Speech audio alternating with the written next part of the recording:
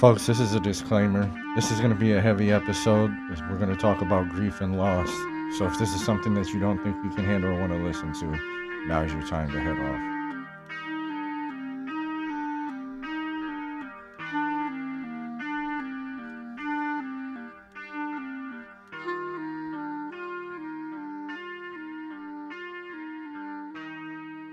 From Goodyear Heights to anyone out there dealing with grief. We welcome you back to Bearded and Crunchy. As always, guys, thanks for listening. We super appreciate all you guys taking times out of your day to listen to us. We're definitely getting more numbers than we thought. Yeah. But this episode's going to be a different episode, but we felt it was necessary. This episode, we're going to talk about grief and loss and everything in between, just because it's been a very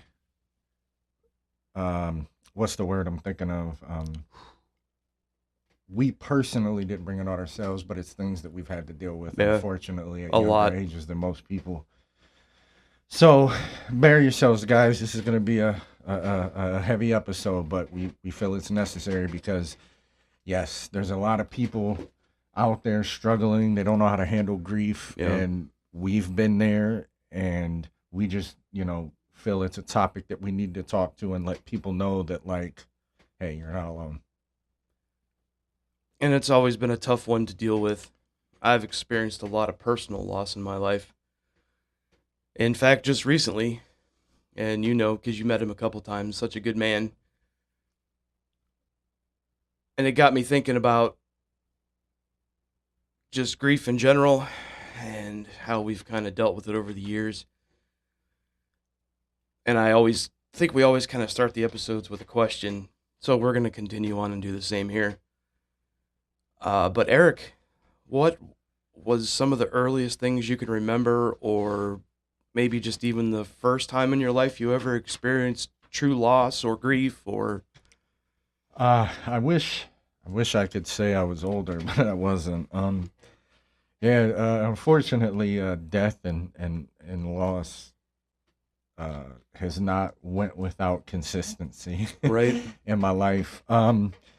Just to kind of revamp, I never knew my dad's dad. He actually died when my dad was 11. No kidding. Yeah. But I don't have memories of this. But the first one that I do remember, I remember like the picnics we would get together to remember him. But my Mhm. uncle passed away, and I believe it was 1985. And he was a real big part of the family. So he passed away Mhm. then. But it wasn't. If we're gonna talk about a time period, I had some deaths in between that, but the Mhm. one that really affected me was my grandma on my dad's side, because I was seven. She died in '98. I was 17, Man. and the worst part is like my dad had to find her. Oh man. So yeah, that was rough, and I knew something was wrong because I was out hanging with Jermaine, and I'd come home, and my dad never went anywhere. And as soon as I got in the house, for some strange reason, the only thing I did was I looked at my mom and I was like, "Where's dad?"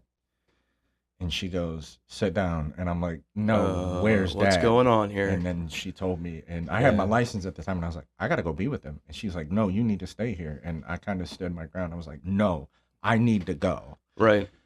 So for me, that was the one that I would say I can go back to and really start to understand the Mhm. emotional aspect of it. But I did have losses before that. But what was the one that kind of set it off for you that like made you go, "Oh shit"? My grandmother got diagnosed with cancer in 1995. So I'd have been 12 and a half years old by the time she got diagnosed. And it just kind of went downhill from there. Unfortunately, she was diagnosed stage 4.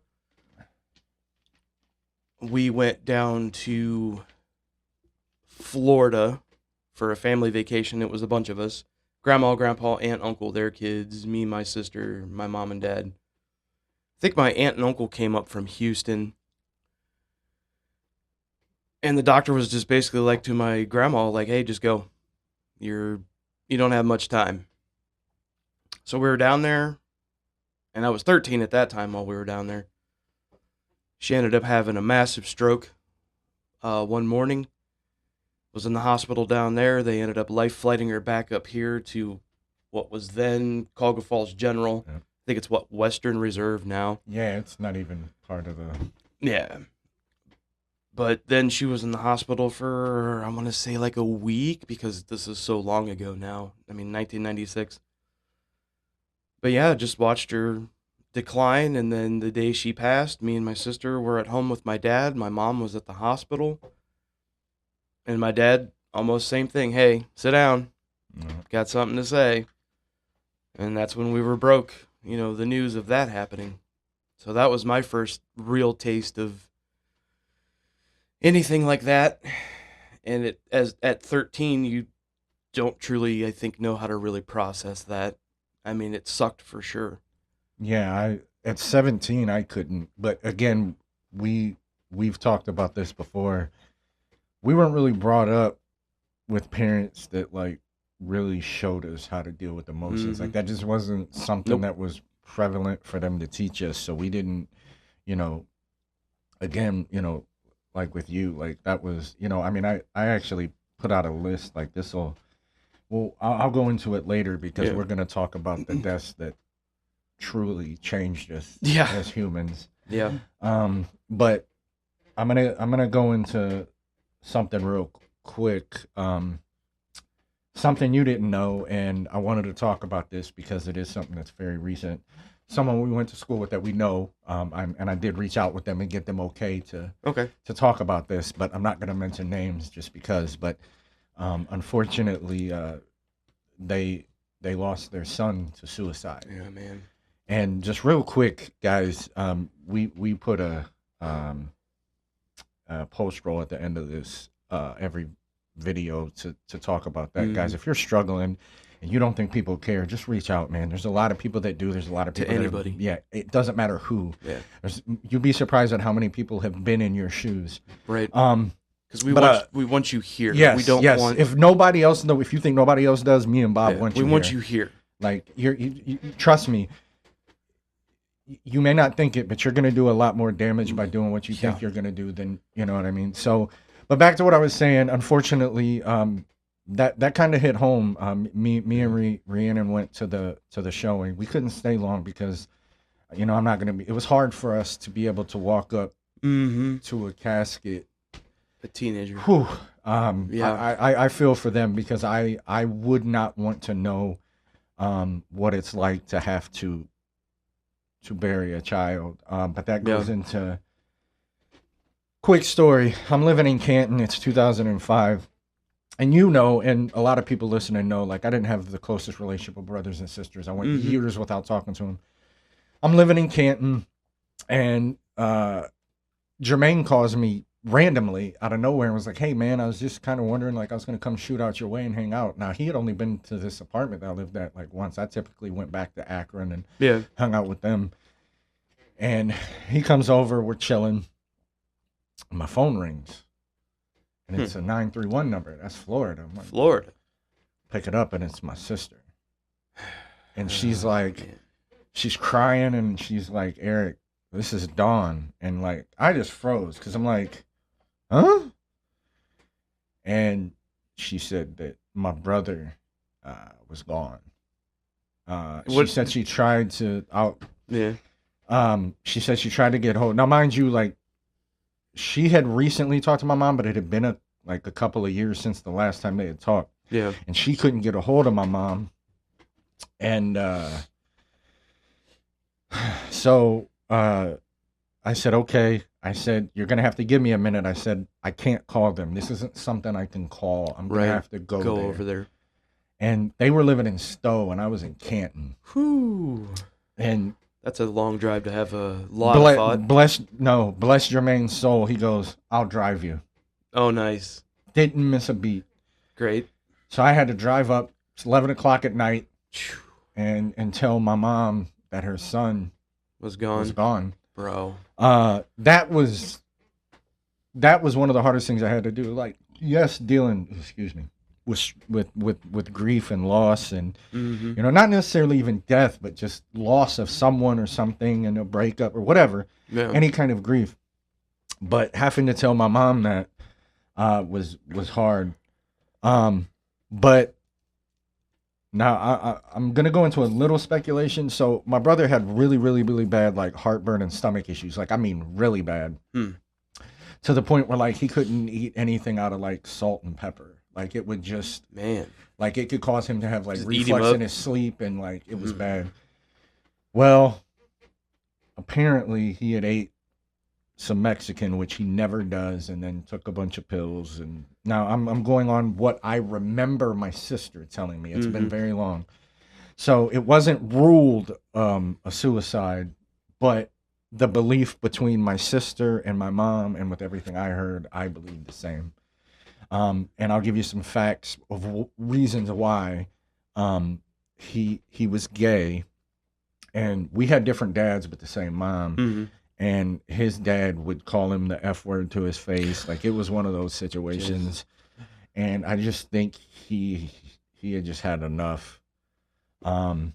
So yeah, so I've had to deal with that too. So I just wanted to take a quick segment because, yes, we all do lose people, but we're gonna talk about the losses that affected us, but I couldn't imagine having to do that. Like, Yeah. that's just not the No. normal law of nature. Right. It's not the order of Yeah, life. it's just not the way it's supposed to go. And I for all of you listening that have, you have my thoughts.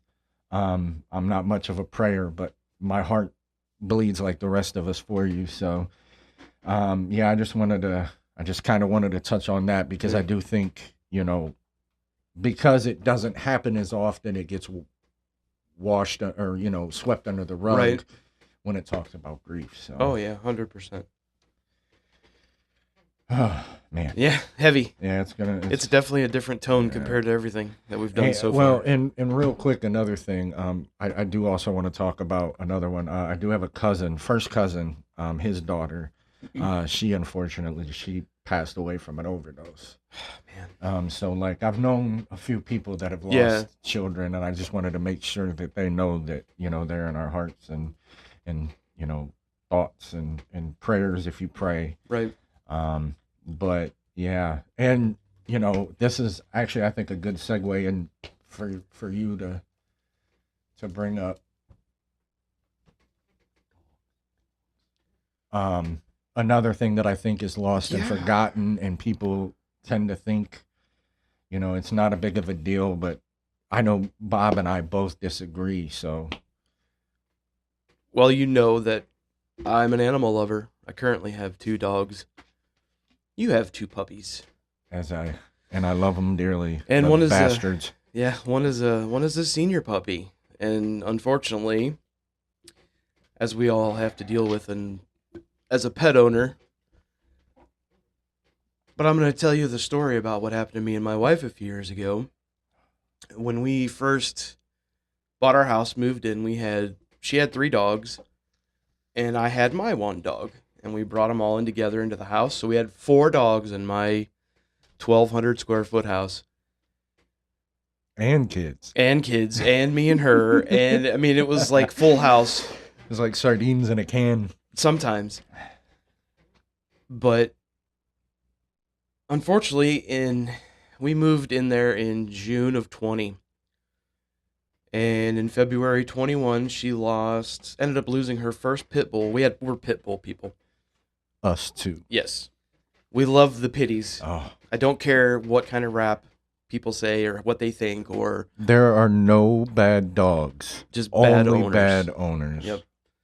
So I had been petting, Baby was her name. She was a red nose. I had been petting her on, just petting her on the neck, and I felt this weird thing, and I was like, oh, that's not supposed to be there. Ended up being about a baseball-sized tumor in her throat. And we were working together at the time. Yes, we were. And my wife had taken her down to the vet, and she said, hey, I think this is what it is. She was, I think, 11 at the time. My wife's probably going to kill me for this. But she's like, I don't think we should try to do anything. We should probably just go the route of, you know, letting her go. And she decided on her own to put her down. And that was just the first one, which it was horrible. I mean, I just let my wife cry. Well, I remember, man. You guys, Yeah. that was rough for you guys. But so June of 22, or no, sorry, July of 22. June of 22, we went to Myrtle Beach on vacation with the whole family. So July of 22, I was in my living room and she was my wife's dog. She ended up choosing me for whatever reason. She loved me to death. But she had a boxer pit mix that looked like a dairy cow, but we named her Pig. Well, she named her Pig. Mm-hmm. And anybody that knew Pig, Pig was just the sweetest dog with the most horrible breath. I mean, it was like straight Godzilla, like nuclear radiation breath. But just the sweetest dog. And she got up, went into the kitchen, got a drink, jumped on the couch, and then she went into 1,000-yard stare. And we're like, what the hell's going on? And my wife took her to the vet. She called me as I was on the way out to the vet. Actually, Metro out in Copley. If you've had any emergencies with your animals, Metro out in Copley's great. I get there and my wife is like, "Hey, just so you know, Piggy passed." And what we had found out was she had a tumor in her spleen that had ruptured open and she had bled to death internally. And bro, let me tell you what, they wheeled that dog in to the room we were in. And man, I just wept on that dog. That was a lot for me because that was that dog that was like in between me and my wife every night. And that was tough. Yeah. And then in October 22, my dog, my Luna, she started just panting and not feeling good. And we ended up getting her into our personal vet after I took her to a different emergency vet they couldn't figure out. Not going to fault them, but fuck you. Ended up taking her to my personal vet, A&B in Barberton, / Kenmore right on the border. My vet knew in 5 seconds what was wrong with her. She ended up having pyometra, which is a infection of the uterus and the lining and everything. And hers was a closed pyometra, which means she wasn't draining. So she ended up having surgery 2 days later out in Seville. And the doctor called me. And he goes, well, I was going to call you to come get her. Unfortunately, she went into cardiac arrest and passed away. And he's crying on the phone with me. This is the doctor. Mm-hmm.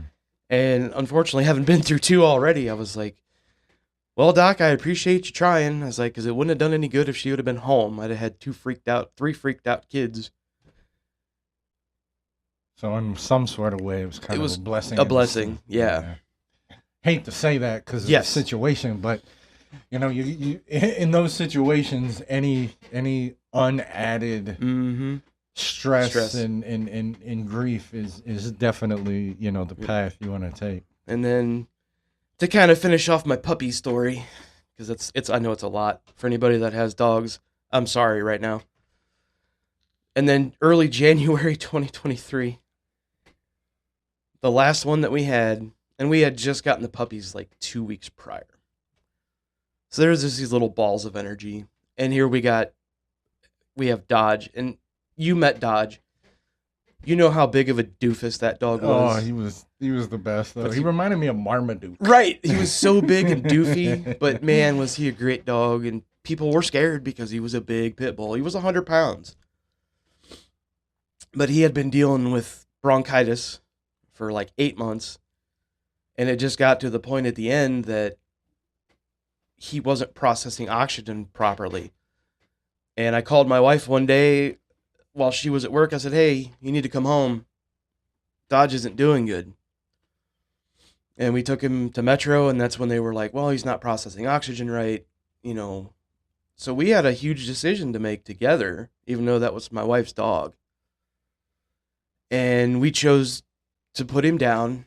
And man, let me tell you, that was like signing a death warrant on your best friend. Yeah, for sure. But I also didn't want him to suffer because I told my wife, I said, he's too good of a dog. He's been too good of a dog to you. You know, he protected you. He protected these kids. And I think right now his job is complete. He knows it's complete. You're safe with me. The kids are safe with me. We've got the puppies. He's ready to go. And let me tell you, he did not fight. Some dogs fight, I know. Mhm. And he just laid, and it was over. I think whether you're a human or an animal, when it's Yeah. your time, it's your time. Unfortunately, I haven't had to deal with losing a dog to death, but Yeah. the one time I did have a dog was the same story with. I was living in Canton. Mhm. I had a dog. It was a pug, and I My named daughter her. loves pugs. I named her Buttons, and I'm going to tell you. Buttons. But I'm going to tell you the story why, and you'll get it. It's niche, but so we actually ended up going to an Amish in Millersburg to get her, and my girlfriend at the time, her name was Melinda, but everybody called her Mindy. Okay. And in the show Animaniacs, there was a show called Mindy and Buttons. Yeah. So I told her, I said, if we get this dog, we got to name her Buttons. Buttons, nice.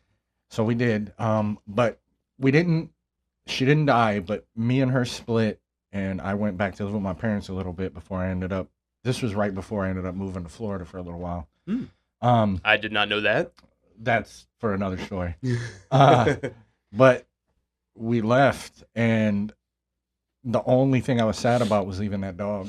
Yeah. And my girlfriend at the time, she was working with my mom. She had gotten her a job at the place where my mom works. Mhm. And I guess Mindy ended up having to give her away because she never would leave the front door. She wouldn't eat Really? because I Looking didn't for come you. home.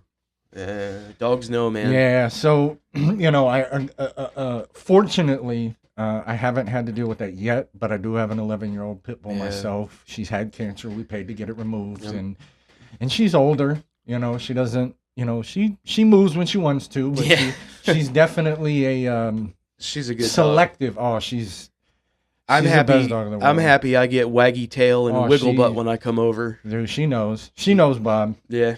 And then, of course, we know my Chihuahua Terrier mix, that little fucking ball of Jesus Christ. But yeah, so we just wanted to make sure we took time to give Yeah. our furry family members some love too, because Yeah. they're not family in the fact of that they're blood related, but I if you've never had a pet, you don't understand the bond that you make with them. Man. I mean, there's something, and look, this isn't a diss to family members, but we're in a time and age where everything's so fast that like you can come home from work and nobody acknowledge you. Yeah. Like I can come home from work, Rhiannon's still working, Ty's on the phone with his friends, whatever. But no matter how many times I leave that house, Yep. the moment I come in that door, they're waiting for me. And there's something to be said about that. It's Yeah. like it's nice, and not saying that your family doesn't want you there. I'm just saying that life gets in the way. Well, You just don't. no matter Dogs what- Go ahead. dogs are unconditional lovers. It doesn't matter, and it's proven for the pieces of crap out there that beat dogs, and these dogs will still be like, I love you. Well, there's a reason why they're called man's best Yeah. friend. Well, I can tell you for a fact, when I come home for work, if my dogs are out, because my wife works third shift, sometimes she's in bed when I come home. But if they're out when I come home, I can tell you that my red one, she is, I don't even want to say wiggle butt, bro, it's wiggle body. Yeah. I mean, she hits herself in the face with her tail. And it's hilarious because she's just so excited to see me. That's how Nala is. Nala just, she doesn't know what to do. You tell her Yeah. to sit, she jumps up and then she sits and she's, yeah. But, yeah, I just want to go, I'm going to go through this timeline just to kind of give people an idea. I've told Bob this. As far as my dad's side of the family, from what I know, um, you know, I have a couple of aunts and uncles on my mom's side, but on my dad's side of the family, my uncle passed away in, I believe it was June of last year, Mm-hmm. and or my aunt. I'm sorry, my uncle passed about a year before that. My Wow. aunt passed away, and she was the last patriarch. My brothers and sisters, and then my first cousins who are my generation, they're all about 10 years older than me, but technically, you know, their parents were my parents, brothers, Right. you know what I mean? Oh yeah. We're the oldest ones, man. Like, we're it. I was gonna go Yeah. through the timeline. You know, I mentioned before my grandfather, my dad, on my dad's side, he died in 1963 when my dad was 11. Mm-hmm. Then my uncle that I talked about in 85, and then my mom's dad died in 88. Wow. Then in 98, my grandmother on my dad's side died. And then in Mm. '03, my grandmother on my mom's side, her mom died. In '05, my brother died. And then we'll get into the next ones next. Yeah. This next one's, it's going to be tough for the both of us because it has been a long time. But we alluded last episode. I think so. But yeah, this one's gonna be tough. Yeah. I guess I'll go first just to because I'm currently talking. That's fair. So fun fact, '05, my father has a heart attack. They no longer want to live in the house that they're in. It's too much upkeep. So they moved to Stowe and they start to live out their life.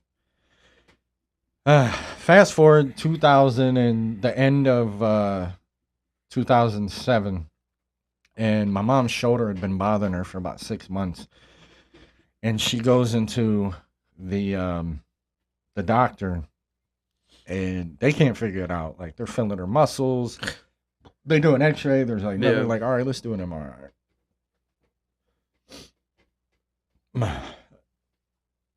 They call her in to give her the results of the MRI. She's got cancer. Stage 4, small cell carcinoma, Lung cancer. lung cancer. Oh man. But at this point, it's everywhere. Oh shit. Or it's headed that way. And let me tell you, I had heard the C word before that, Yeah. and I knew it was serious, but the amount of denial you have when you hear that, because Yeah. you know, like, I'm not one to like step out of bounds, like, if it's not my place to talk. Like, yes, I'm my mom's son, but my dad's still alive, so, like, you know, I'm just listening. Yeah. But I pipe up and I'm like, okay, so what can we do? Mm. And that's when the doctor's like, son, it's, Terminal. yeah, like, Oh man. we're gonna try to give her chemo, just to try to slow it. Right. But after one round of that, I'll never forget. My mom looked at me and she was like, I can't go through that again. Yeah. That was really hard on her. And so they said, she's probably got 3 to 6 months. And then I was really like, whoa, wait, what? Yeah. So I'm trying to process all this. I'm freaking out. I step out of the room and I sit down, and I'll never forget. I don't even remember what hospital she was in, but I remember this corridor that was next to the little waiting area where we were talking in. Mm-hmm. And I come out, and it's like a little like corridor that goes into the next set of rooms, and like it's almost like it's looking out into like a garden or something. Yeah. And I'm just sitting there, and so many things were going through my head, and I just, for the first time in my life, like, I had felt like, I'm trying to figure out how to put this into words. Like, for the first time in my life, like, I felt like I had no, like, it's like, it would be like being a trapeze artist and it's the very first jump when they take the net out from under you. Mm-hmm. That's what I felt like. Because it was like, okay, my mom was my safety blanket. Right. I've said on here many a times, like, I didn't have the best relationship with my father. So the only real line of true unconditional love that I had at that point was my mom. Mm-hmm. And to know that, like, she was going to go, it was the first stage of grief. I was just in denial. I was like, nah, she's going to beat it. Like, I was telling myself she was going to beat this, and something we can delve in maybe in a further episode, but this was also what led to my deconstruction in religion. But again, I won't bring that up much, but I struggled. Luckily for us, my mom is a son of a bitch, and she won't let nobody tell her what to do. Yeah. And she made it 11 months. Man. First it was 3 to 6, then it was 2 more months, then it was month by month. Yeah. But if anybody's been with somebody as they decline, Man. you find out real quick, when they're ready to go. Yeah. And I'll never forget, it was a long weekend. I went to work on a Friday. I was working at Wing Warehouse. And I got off work and I went home. I was actually living on my own, but I was living in the Falls. And my dad called me. He goes, something's wrong with your mom. She's not responding. And I get over there and she's not talking. She's got that spaced out look where, like, they're looking at you, but, like, it's almost as if stare. Yeah. And I'm like, okay, we dealt with this. This was Friday night into Saturday morning. We went through this whole thing over the whole weekend. Monday, we're dealing with it. Finally, the chaplain of the hospital or whatever it is comes out Monday morning and says, she's actively dying. And it was about 9 o'clock in the morning, and I'll never forget it neither, because it was the worst weather. It was in November. It was the worst weather. It was rainy. It was gloomy as fuck from like Thursday on. And I had just been in the house the whole weekend. Like, I never even left. And I remember she passed, and me and my dad hugged, and I said, I got to go outside. And I went outside, and it was sunny. And, like, just that little bit gave my hair is standing up. Oh, yeah. And I cried and I cried and I cried. But there was that part of me that was like, at least she doesn't have to hurt anymore. Right. She's at peace. Yep. Because my mom, I've talked a lot about, my childhood wasn't the greatest, and I went through a lot of struggles and stuff. But of all the people I know in my life, my mom had one of the worst lives. We could go through 3 episodes of telling you the stories of this shit that my mom had to endure, but that's for another day. But yeah, so on November 3rd, 2008 was when I became a new person. Yeah, I know that feeling all too well. I have no other. Whoever that person was is gone. At least a huge part of me is gone that day. And one thing I will say before, I let you get to your story is, guys, that's not necessarily a bad thing. You just have to be able, it's okay when you lose someone for a part of you, to go with them. That's okay. Yeah. Just stay strong for the people around you and yourself, because that's all you can do. And don't expect miracles, and don't expect it to happen right away. It took me years before, and when I say years, I don't mean like 3. It took me years to finally come to terms with losing my mom. Yeah. But it changed me in a lot of good ways, and I'll leave it at the biggest thing is I definitely started appreciating more shit in my life. But yeah, that's heavy stuff, man. Yeah, it led to a lot of things, and we'll get into that after you tell your story Yeah. because we know about the mind space that it did put us into. Yeah. But Bob, I will allow you to Well, I think tell that's tell your story, which is also the similarities between me and this guy over here. I was thinking about that the other day after we had talked about it, and not to make light of it, obviously, but I think the reason why we're such good friends, it's got to be a little bit of trauma bonding, honestly, Yeah, without a doubt, without it. I mean, yeah, because yeah. it is. I mean, you just alluded to it. It's eerily similar in some ways. It, not to say you got lucky in that it happened quickly, but in some ways I almost envy that with you. With my mom, she got diagnosed, I want to say in 2001, renal cell carcinoma stage 4. It was in her right kidney and it had metastasized to her lungs. And the original doctor she saw, I think at Akron City, he goes, "You got 6 months to a year." And this is the only thing I will give her fiance at the time credit for, because that man made everything so difficult. He said, "That's not good enough. I want a second opinion." He took my mom to the Cleveland Clinic. And at the time, the oncologist that she saw was the number one oncologist in the entire world, period, end of story, since retired. And he said, "Sylvia, I don't see a toe tag on you. There's no expiration date on you. We can take this kidney out. We can fight this. There's things we can do." And obviously, she was in her early 40s, basically around the same age I am now. And that kind of gave everybody hope, you know? So she went through, she had the surgery where they removed her kidney. And literally, your kidneys are normally about the size of your fist. Well, her one was like 2 fists. That's how big the tumor was. Ugh. Yeah. And then she started, because of the kind of cancer she had, she was on immunotherapy. She couldn't do chemo because chemo didn't work.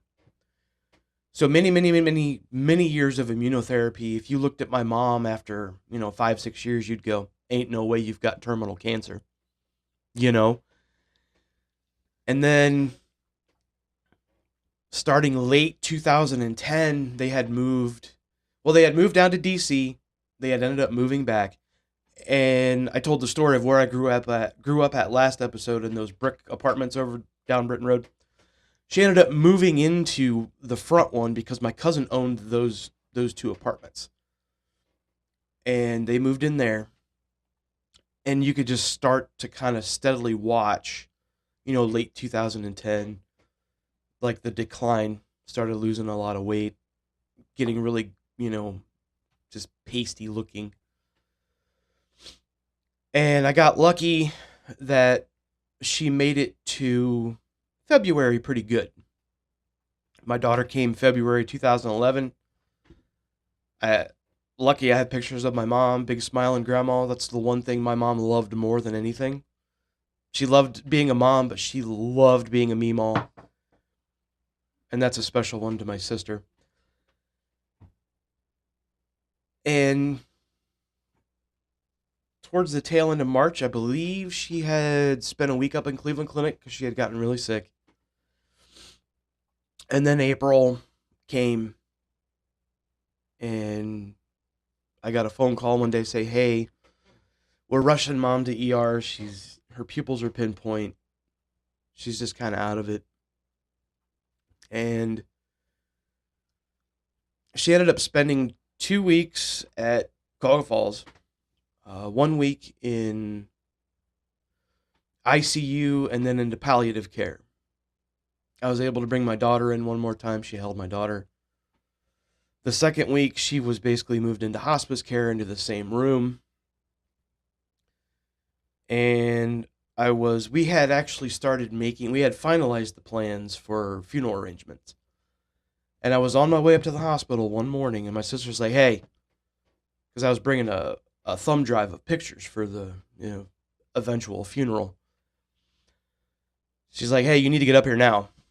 I'm like, "Okay, I'm right in the parking lot. Let me park. I'll be in."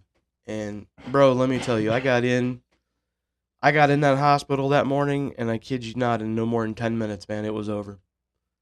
And that was the first time I had ever watched anybody pass. It's all It's horrible. awful. It's horrible. I was lucky in that sense that I had my sister to stand on, because at that point she was a hospice nurse.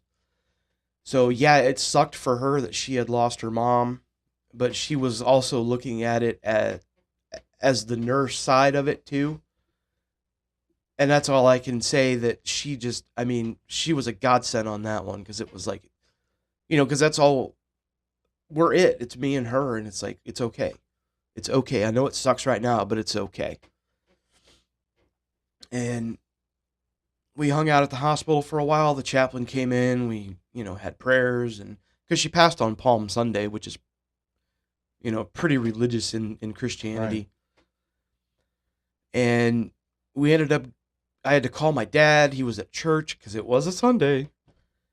And my dad was super upset, which obviously they were married for 24 years. I mean, they didn't end well because they divorced, but besides the point. You don't spend that much time with somebody and not have some sort of... Yeah. They had known each other for, basically 40 years of their lives at that point. 45 years, whatever it was. And just the phone calls I had to make, I remember that sucking so hard. It just... Yeah, but people, that's the worst part.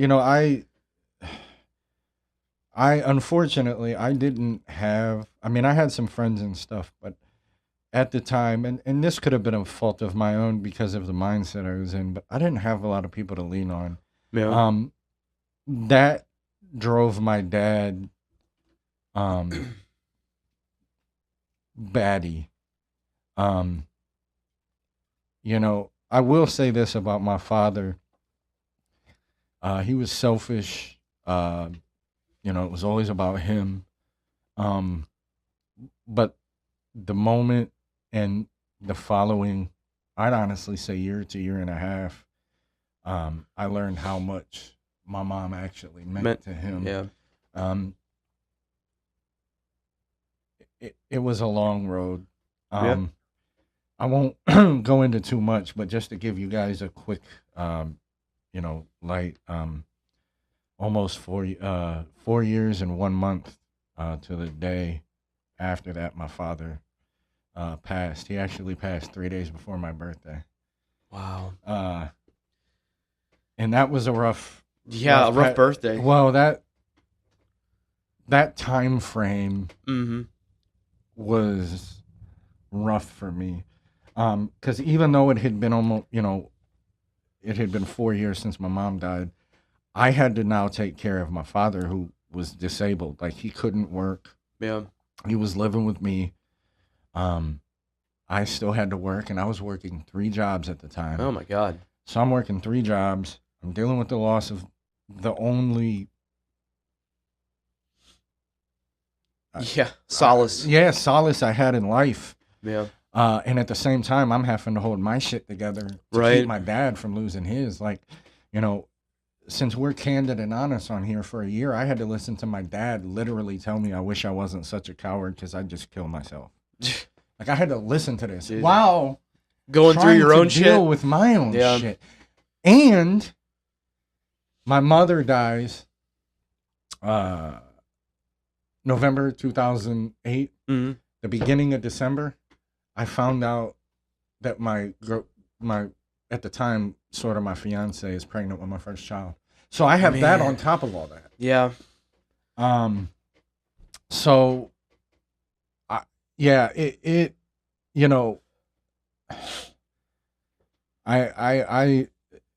you're supposed to be able to get, like hearing you say that, like, it's still not even fair because, your dad, fortunately, your kids do.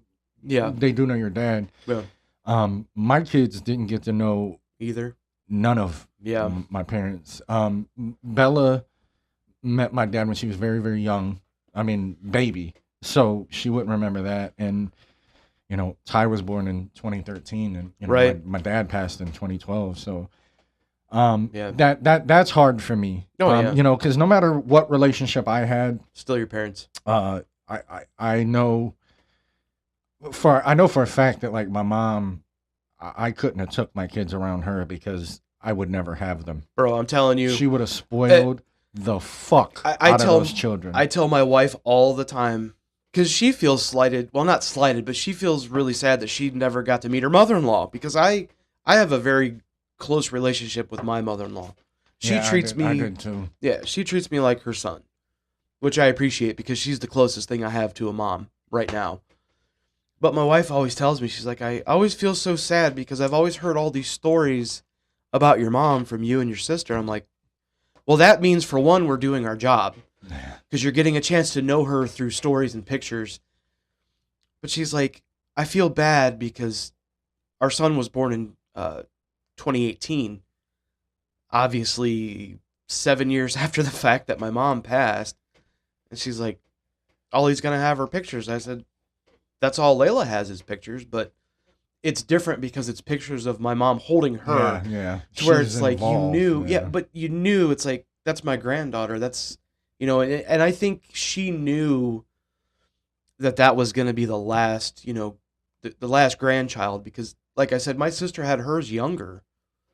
So my nephew's actually the only one that really remembers her because he was like 8.5 when my mom passed. And we actually talked about it last weekend when I was down there for my niece's graduation.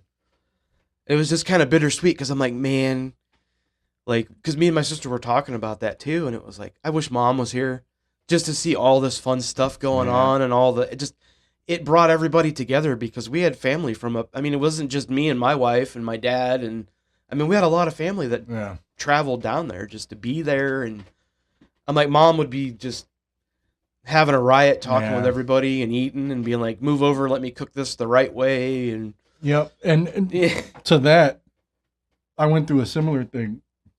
When my mom died, like I didn't have my safety blanket. I didn't find out until this last year or so that, Jermaine, through therapy, that Jermaine was actually my only safe place. Yeah. And Vonnie to that extent, but I'm talking my teenage years. Yeah. But when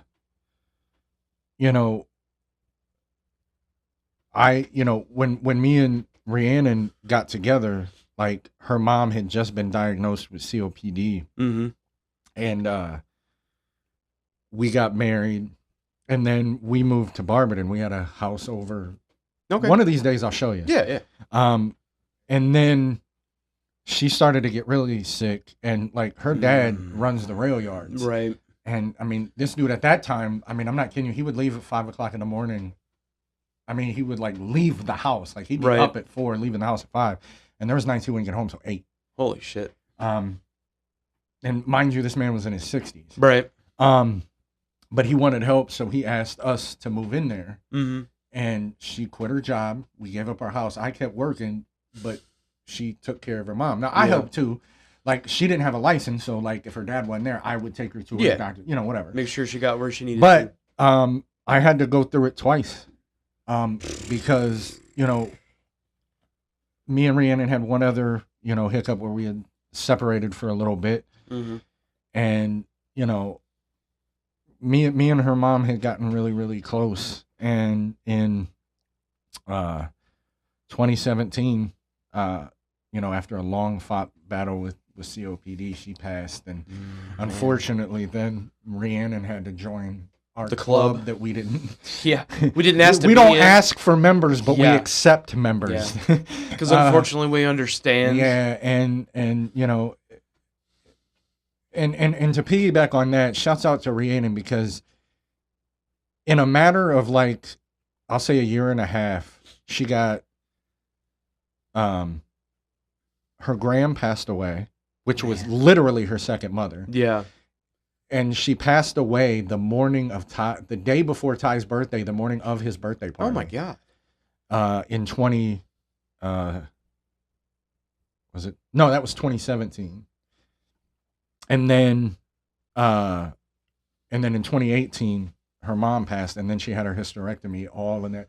Jesus, so that's a lot. Oh, dude, she went through the ringer. Yeah. And again, it changed her, but I don't think you realize that, like, and guys, not every death affects you that way, but there's those people that are closer, and another thing I do want to bring up real quick, Rhiannon also unfortunately lost her sister, her best friend in the world, Danielle. Yeah.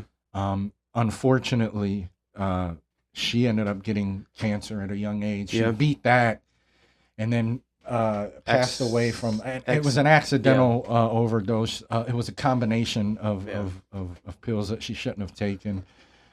She and dude, she lost all of those people in a matter of 4 or 5 years. Yeah. You know, so she's definitely one of the people that have went through that. And you know, I don't know if Jermaine is going to listen to this. We talked about that. I hope he does. I do too, but I hope he does. you know, and this is actually going to probably bring me to tears, but like his granny, you know, my dad kicked me out when I was 17, Yeah. and we didn't tell Granny that, but we kind of did. And I stayed there, you know, until I cleared things up with my father and stuff. But like, you know, Jermaine is, you know, he's Jermaine, and like, you know, I'm just this little white kid, and his family accepted me Yeah. as if like I was with their family Didn't forever. matter. And Granny treated me so good, and I know that was hard on him, and it was hard on me because I did have regrets when she passed, because once Jermaine had moved to Texas, I didn't keep in contact like I should have. Right. You know, and that's on me. You know, so I had that guilt. Yeah, life happens, But unfortunately. you know, I know it weighed on him heavy, and that was hard on him. So, you know, we all, you know, we go through it, and we handle it, you know. I guess what I'm trying to say is try to handle it as positive as you can. It's gonna be hard, you know. And me and him talked about this. We're not trying to be your therapist. We're trying to tell you that you're not alone. Nope. There's people that will listen. Yep. Guys, all of our socials are everywhere. Bearded and Crunchy on everything. If you want to send us please reach an out. email, it's beardedandcrunchy26@gmail. Gmail. Guys, if you just want somebody Please. to listen, you can say, "Hey, don't repeat this. You can delete this after we read it. We'll read it, and we'll leave it at that." Just we want you to know that you're not alone, because for our last segment, I want to go into where that took me. Yep. For a time frame, because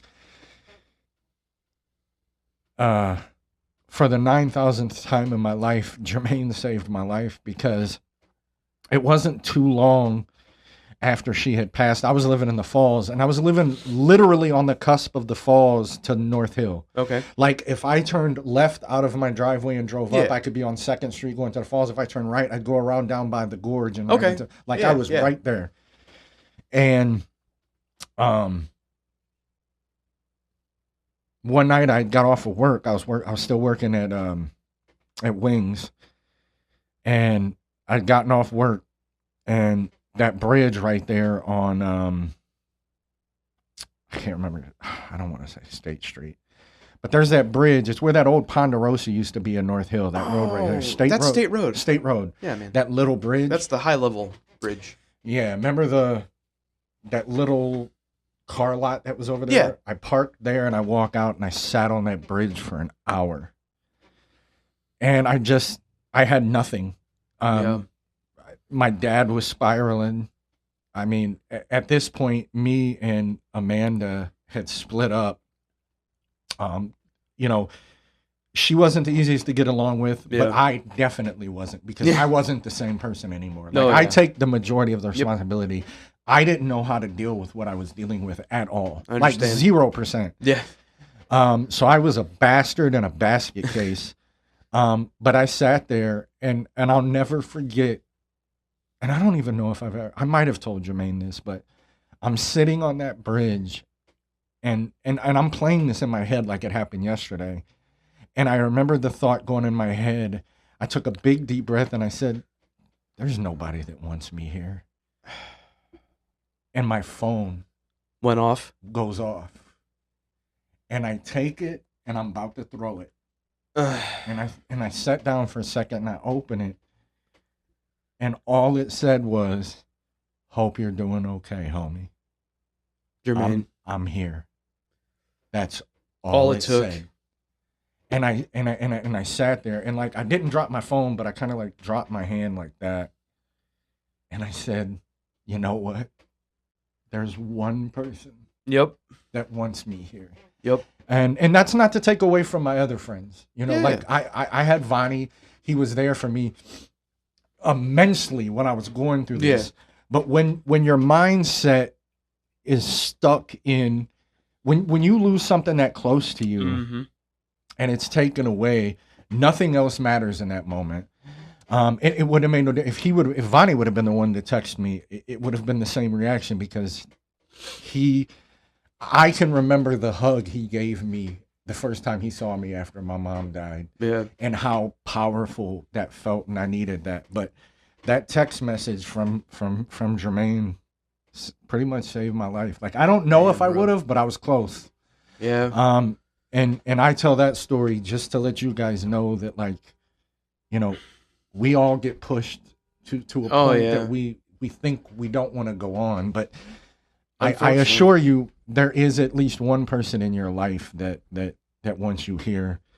But on that, Bob, because of course we've talked about many of things. I know you have a situation where you felt the same, so I'll let you Similarly. tell your story. Similarly, after my mom passed, I went through a hard time. I was also working, juggling a newborn, going to college full time. Oh yeah, that part. Yeah. I was in college before you were in college. Yeah, I was a late bloomer. Yeah. I didn't ever want to go back to school. I hated school. I wanted to for football, but that fell through, and then I said, Yeah. "Well, fuck it, now I just Yeah. don't want to go."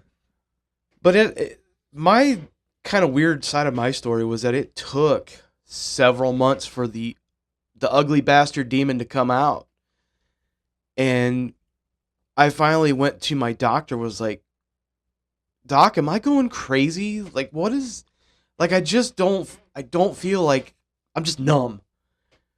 I don't want to do anything. I don't want to be around anybody. I'm always sad, like, or pissed off." I said, "Am I crazy?" And he goes, "No, son, you're not crazy. You have clinical depression and anxiety." I said, "No way. There's no way that that's possible. Because my mom died? What? Like, why?" "Subconscious, just happens." "Oh, okay. Make it make sense," is what I told him. So I got put on medication. My partner at the time, she was not always the greatest, and we mixed like oil and water, unfortunately. I got a beautiful daughter out of it. There's She always made a it, silver lining. yeah, she made it extra difficult on some things sometimes. Again, oil and water, but where you were on a bridge, I had a 22. That was my preferred method. And it took somebody talking me down. Same situation, like, "Hey, we care, we love you. We don't think about what you have, what you're gonna let down, what you're losing." And I said, "You know what? You're right." Because my daughter was 8, 9 months old, 10 months old at that point. I said, "I've got a little girl I got to worry about and take care of. I've got my sister that worries about me. She does the same thing even to this day. 'Hey, are you okay? How are you feeling? Everything good?' And I know she cares. She loves me." So I had a lot, I had a lot of family, and they knew what was going on. So I did. I uncocked the gun, put the gun down, and was like, "All right, we're going to work through this." Well, I'm glad you did. Me too, man. Because We this would never have we- happened. We wouldn't have been friends. No. If either one of us, you know, I think one thing that we should probably touch on, not to cut you short real quick, but just, I wanted to talk about it. We did say we weren't, but guys, there's clinical studies done about grief. And just understand that everything you're feeling is legit. There's Right. like 5 stages of grief. Completely normal. I call it DABDA. Because that's what it's Yeah. denial, anger, bargaining, depression, and acceptance. All been through it. And guys, I can tell you, like, you're gonna go through every single one of them. All of them. The difference is it could take years. Yeah. My acceptance came only within the last couple of years. Yeah, I hear that. It took me a few years. So, as I sit here, I just started thinking, the amount of similarities we have in the things that we went through, and we talked about this in episode 4, it's amazing how we kept missing. Yeah. Like we were walking down the same street, but not at the same time. Right. because we've witnessed kids around the same time. We had both of our first kids around the same time. We lost our moms almost around the same time. Music was our therapy for years. We delved into sports. Like, we're a lot more alike than people It's tend to scary. realize. But just again, because I think to propagate and make this a norm, I want to say thank you for not doing that. Because there has been times in our short in time, long in amount of closeness. Yeah. That you have not necessarily saved my life, but you have saved my depression. Yeah. There's been times you've reached out. There's times you've sent a joke and I never told you that has helped me. Because guys, real quick too, it's not just about death and loss neither. Right. As I've expressed, I'm currently going through a divorce. That's loss too. Sure. That's It's also grief because you're. Yes, it's and I can tell you, as the days go by, I'm better with it. But Quick story. Go ahead. Quick story if you think about that. Yeah. So last year, what happened with my dad? He goes to the hospital, ends up having a second heart attack. He's a insulin-dependent diabetic like you. Another weird similarity, even though that's my dad, you're my friend. It's still the parallels. Yeah. So ends up end of July last year, he ends up having to have triple bypass surgery. And obviously I've already lost my mom at this point, years ago. And I'm like freaking the fuck out. Well, because now and not to cut you off, but because you've been through it, right? You're now trying to put the guards up. You're like, yeah. okay, I know what's yeah. coming now, yeah. so I need to prepare myself. Oh yeah, and I got lucky at that point that my sister was here, in and out, like up in Ohio. Obviously married at that point, so I had my wife to lean on. But I cannot tell you how much I texted this freaking guy. He probably got tired of hearing it. But it was always something back like, bro, it's going to be all right. Just let the doctors do their work. Everything's going to be fine. Just breathe. Take a break. Go for a drive. Smoke a smoke. Well, whatever you need. Well, and what I like to do, it's the same thing, when Jermaine reaches out to me, I may not always have the answers, but just reach out so I can say, man, I'm sorry. Just so I know, you know what I mean? Because, my issue with being a good friend is sometimes I don't know what to say when somebody reaches out to me. Right. But that's not me saying don't reach out. That's saying just understand I may not always have a great answer. Yeah. But my phone is always on. But like my ears are always here because guys, I went a lot of years thinking in my own mind that I didn't have anybody. Right. And feeling like that, I go through it I don't want the people that are close to me to ever feel that way. Yeah. I want them to always feel like no matter what, I am just a text message or a phone call away. Yeah. Well, and, honestly, there was a couple times where it was before surgery where I just felt really, really down. And it was like, you would text me and be like, everything all right, bro? Just so you know, I love you, bro. Yeah. I was just about to say, that's because I love you, dog. Yeah, and it made a huge difference in my day just to be like, yeah, I love you too, bro. Like, thank you. Thank you for being there. Thank you for being my friend. Thank you for having my back. Everybody needs a crutch. Yep. And sometimes you have to be a crutch. Yep. That's just the way life goes. I always hear the thing in relationships and marriages and friendships. Everybody's like, oh, it's 50-50. Horse shit. Yeah. First of all, if you're going to say that, it should be 100 and 100. Right. But that's not. It's never that way. No. There's going to be days where you have to give 120 and they're only going to give 80 because that's all they got that day. Yeah. Or 60, but guess 40. what? There's going to be days when you only got 50 right. and they're going to have to bring the other 150. Yeah. And I think, that's not talked about enough. And there is one last subject I want to get to. And a friend of mine, shout out to her, she knows. She's a friend of mine. We met through TikTok. Oh, nice. And then her son and my son are almost the exact same age. They're literally like 3 weeks apart. Oh, wow. And they became friends over video games and they played. That's awesome. She made a good point because she also lost her father within the last like 5 or 6 years. It was around COVID and they were close. But a lot of times as the person suffering, you get to a point where you're afraid to bring it up because you don't want to get annoying to people. Yeah. And you're afraid that that people are going to get sick of you talking about it. Right. Now, I do want to preface that there are going to be mean and evil motherfuckers that are going to think that way. But if somebody really cares for you, or definitely somebody They're going to who's give been you through their it, time. they're going to understand that, like, there's no predictions of when this shit hits you. And there's no timetable of when you're going to get better. No. So don't feel like when you go, man, I should probably stop talking about this. No. If there's a certain person that's giving you some type of vibe, then just don't talk to them about it. Find another outlet, but find somebody to talk to.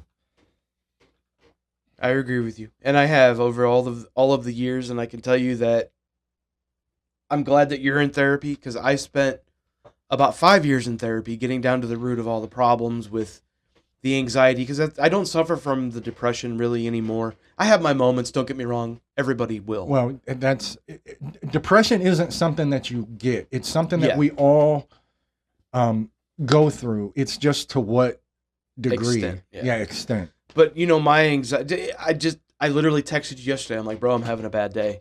I'm having a bad anxiety day. I texted my sister, same thing. Having a really bad anxiety day. Had to take my medicine. Yeah, literally, because it makes him loopy, guys. It's what I always tell you, it's like Benadryl on steroids times 10. It will knock your dick in the dirt faster than a bottle of Jack. Yeah. I mean, but I still had to function because I had shit I had to get done. Yeah. And then, you know, as you'll hear in the beginning of this episode, I got a chance to spend a little bit of time with my daughter last night, and we created some special intro music for this episode. It's phenomenal, by the way. Her on clarinet, Dad on guitar, which is awesome. We've actually, the funny thing is, we've never collabed like that before. She goes, Dad, this is freaking awesome. Bearded and Crunchy exclusive. Right? Yeah, and we're so thankful for that. Guys, she's so talented. It's almost like we used to talk about this in sports. There's gifted people, right, and there's people that work at it. And I'm not saying your daughter doesn't work at it, because it's obvious she does, but you can just tell she's gifted. I'm so freaking jealous, bro. She's so gifted. Like, that's the thing. Like, I've always loved music. I just have an ear for it. Right. I can't read music. I can't, you know what I mean? Like but in my head, though, everything makes sense. Mm-hmm. But I just don't know what it's hard to explain. But on that note, guys, I think we'll go ahead and close out the episode. I think so. Any final thoughts? Yeah, I just want to reiterate, guys, talk to somebody, please. I don't care, you know, if you lost your job that you've been at for 12 years and you're depressed, talk to someone. Right. Trust me. And I can't, you know, I'm not going to be one of those people that, you know, there are going to be people that may not want to hear it. Yeah. But I can assure you there is someone in your life that will listen. And again, we're Bearded and Crunchy on all socials. I will give you the email again, beardedandcrunchy26@gmail.com. If you don't think you have anybody you do with us, reach out. If you like one of our voices more and you want to talk to one of us specifically, tell us. It doesn't matter. The other one's not going to. We just want you to know that this is a safe place. We all go through it. Right. And we can help each other go through it. And that's part of being just human. Yeah. A good human. Which I think unfortunately we've lost a little. We fell out of touch with that in a lot of ways. So. But for that, guys, we want to thank you guys for joining us. And this week we're not going to do the dad joke. Nah, it's been too heavy, I think. Yeah, I think we're just going to... We'll bring it back next week. And on that, we'll see you next week.